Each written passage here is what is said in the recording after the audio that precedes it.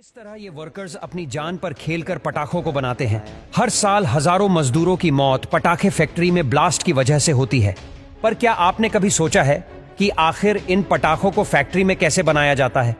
आइए आपको दिखाते हैं कि दिवाली के पटाखे जैसे फूल जड़े, लाल बम, अनार और चक्री से लेकर रॉकेट तक के सभी पटाखे फैक्ट्री में कैसे बनाए जाते हैं। Sparklers making. फुलझड़ी को बनाने के लिए सबसे पहले तारों की जरूरत पड़ती है, जिन्हें एक एक करके ब्रेकर में लगाया जाता है। फिर उस ब्रैकेट को इस स्पार्कलर्स के लिक्विड में डुबाया जाता है और उन्हें सूखने के लिए रखा जाता है।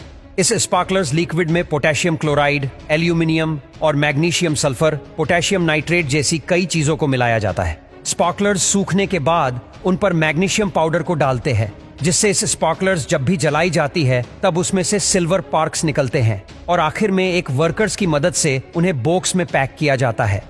लाल पटाखे। लाल पटाखों को बनाने के लिए सबसे पहले पेपर की लंबी सी ट्यूब को छोटे छोटे आकार में काटा जाता है। उसके बाद उन्हें एक राउंड फ्रेम में डाला जाता है और अच्छी तरह से लाइन किया जाता है। बनाए गए राउंड्स के ऊपर की तरफ से टिश्यू पेपर लगाया जाता है और नीचे की तरफ से मिट्टी को लगाया जाता है ताकि बारूद ट्यूब से बाहर ना निकल पाए। फिर इन्हें धूप में सूखने के लिए रखते हैं। सूखने के बाद टिश्यू पेपर वाली साइड से उनमें होल्ड किए जाते हैं। उसके बाद उनमें गन पाउडर और फ्यूज को डाला जाता है। फिर इसे धूप में सूखने के लिए रखा जाता है। मिट्टी सूखने के बाद उसे तोड़ा जाता है और पटाखों को अलग किया जाता है। उसके बाद सभी क्रैकर्स को हाथ से बांधकर उनकी लड़ी बनाने का काम किया जाता है। फिर उन्हें प्लास्टिक में पैक कर दिया जाता है। सुतली बम।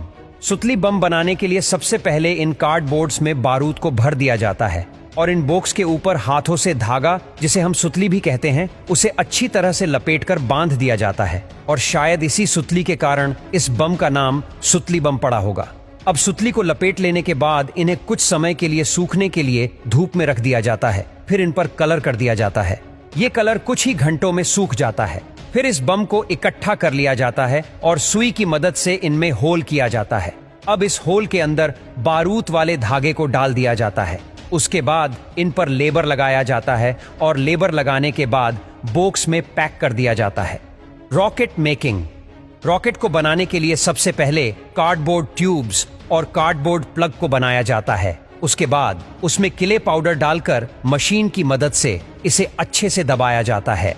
फिर उसमें गन पाउडर को डाला जाता है। उसके बाद ट्यूब्स में फ्यूज को अटैच कर दिया जाता है और ऊपर से कार्डबोर्ड प्लग लगाकर उसे बंद कर दिया जाता है ताकि गन पाउडर ट्यूब से बाहर ना निकले। इसके बाद इन्हें पैकेजिंग के लिए भेजते हैं। अनार।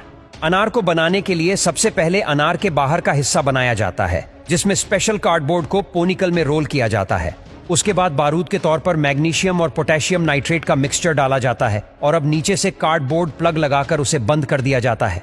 फिर इसके बेस को मजबूत बनाने के लिए मिट्टी को लगाया जाता है, जिससे अनार पूरी तरह से सील हो जाता है। अब इन्हें सूखने के लिए बाहर धूप में रख दिया जाता है। जब अनार सूख जाता है तो इसके ऊपर होल करके इनमें फ्यूज को बारूद के साथ डुबाकर होल में इंस्टॉल किया जाता है। फिर इन्हें डिब्बों में पैक करके मार्केट में बेचने के लिए भेज दिया जाता है।